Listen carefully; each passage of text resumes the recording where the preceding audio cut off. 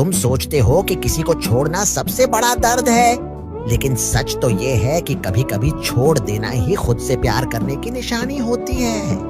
हर कोई जो तुम्हारे साथ चलता है हमेशा के लिए नहीं होता।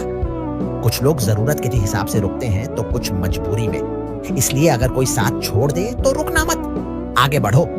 अकेले चलना सीखो, क्योंकि जो अपनी मंजिल पाते हैं वे अपनी हिम्मत पर भरोसा रखते हैं।